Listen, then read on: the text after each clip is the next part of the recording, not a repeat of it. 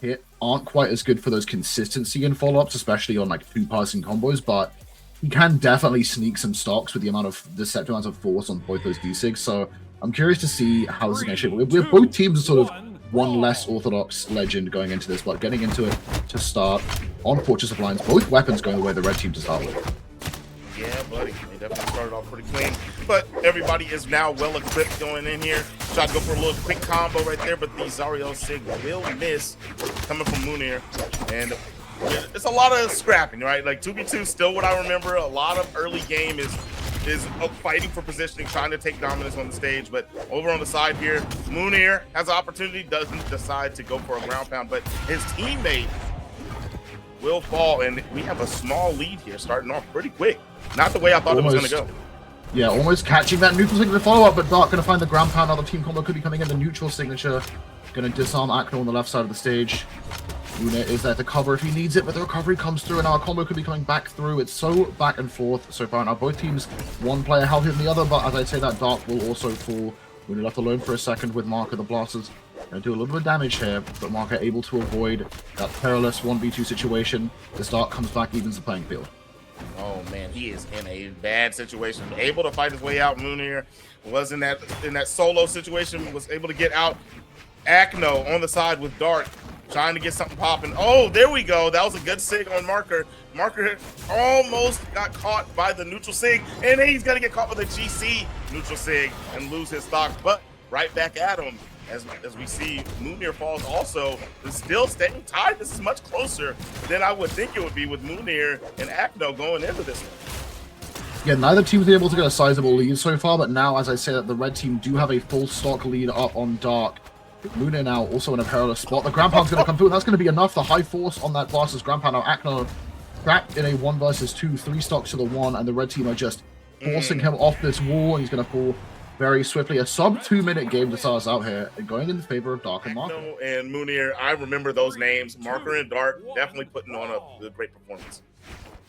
Yeah, for sure. And it's not uncommon for the less favored team to start out a bit more hot because they have that surprise factor.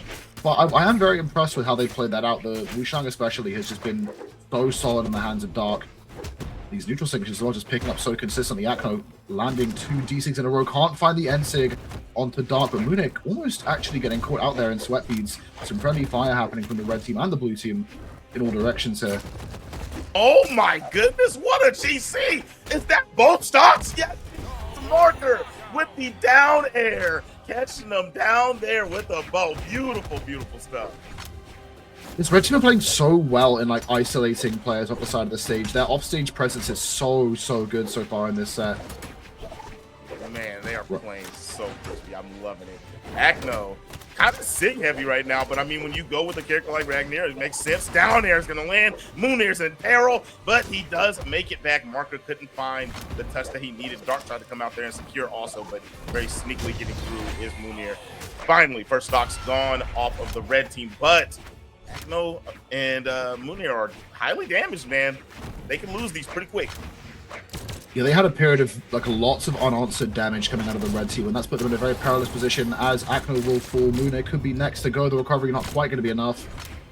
Up to 170 damage on this second stock. Looking for something with these gauntlets. Going to split into 2 1v1s here, which could be favorable given the Katars in the hands of Acno, but now back into this neutral. The neutral's going to come through, and now a team combo in position for the red team. Can't find a KO off it, but the ground punch is going to be ripped. Acno could be in trouble. Has no options, and Mounir can't get that to save. This is some cheek clappage, man. This is looking like a real rough game here. What? Dude. What just happened? How did that turn around? I saw the ground pound hit Marker. But we're taking it out of Mounir's hands and giving it to Acno, and we have the Tezca coming out of Mounir, which Mounir has a very scary Tezca. These boots can be so good, but the red team doesn't even need weapons. They're just cooking up with the unarmed at the start of the game. This feels like more of what I would expect from the blue team in terms of team comp, but it could be too little too late for them to be pulling this out of the pocket. Man, we're seeing some really good juggles coming out from the red team. They have I mean, damage-wise, they're still down, but they've definitely put themselves in position to take some stocks a couple times. Talk about taking a stock. Oh my goodness. Going down in the deep depths.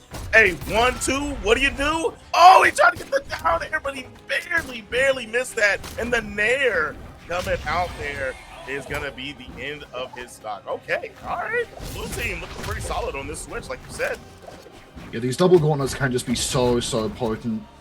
Now in the offstage, especially, the gimp potential is so strong. But Dark has the spear in hand and just cooking up with these aerials. Despite the fact that Acno is still on the first stock, Mounir is actually taking more damage than either red team members. Now push up the side of the stage, Marco trying to chase with the bow, Acno clinging to life on this first stock. That recovery just barely not going to be enough. Another red team trying to find something onto Mounir while he's isolated. And that could be both stocks. In fact, Mounir falls before Acno, deep in the red on this Zariel, but that high defense keeping him alive. Dark can't catch on the edge of the stage either. And that's going to be in the hands of Acno to try and save this game as Mounir needs to try and find something, but the setup is coming through. Can Acno interrupt? Combo is dropped by the red team. Oh, I don't like it. Okay, able to get back up on the stage. I was scared for Marker going down there with both surrounding players. Highly damaged though. You know what? It's the time to make a risky play, so I'm not too mad at it. Nice reversal there. Gonna get it down there, coming back to the stage. But Acno coming over, saving the day. Boom, stock gone. We have, man, this is rough stuff. Mounir is highly damaged. Great ground pound from Acno. But if Mounir loses his stock, this could be a rough situation for Acno. Oh, that's a good improvisation there, finding that side air. Acno could be in trouble. Weapon thrower is going to clip him, but he went there, the clutch with the GC N-Sig. Marco does manage to make it back to the wall, but Acno going deep for this stock. In the meantime, Dark finds the hit onto his teammate, and now it's Acno in a 1v2, but this time he does have 2 of his own stocks to 2 of the red team, with the N-Sig gonna catch. Obviously, the primary target for Acno would be Marco, right? He's the highest damage here. Acno knows that he can take him out more swiftly, but the red team's gonna try and play around that, put Dark in the front line and Marco behind. Some team damage gonna come through, though. The spike with the down there could be dangerous. Weapon throw as well. Marco's just done. Now it's a 1v1 between Acno and Dark, and as the chase dodge is gonna be found, but Acno is flowing with this bow.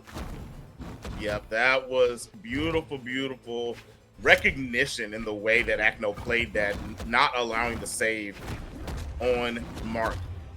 All right, coming back to the stage, we are a pretty even game, both with the gauntlets in hand. It's time to box it up Mike Tyson style. Nair is there. Try to go for a little read there on the dodge cancel.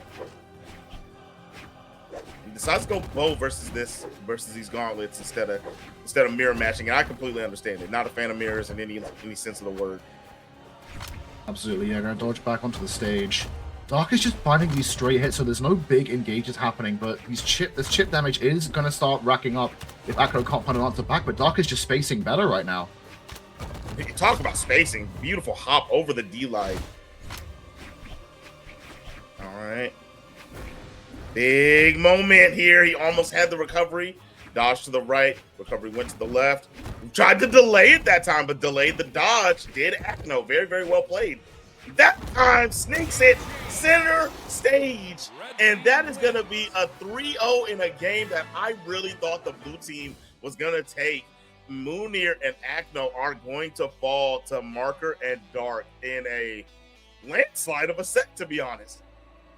Yeah, I mean, it sounded like promising towards the end once they ripped out that normal pick, but like Mounir just got beat up. Like he wanted to go in.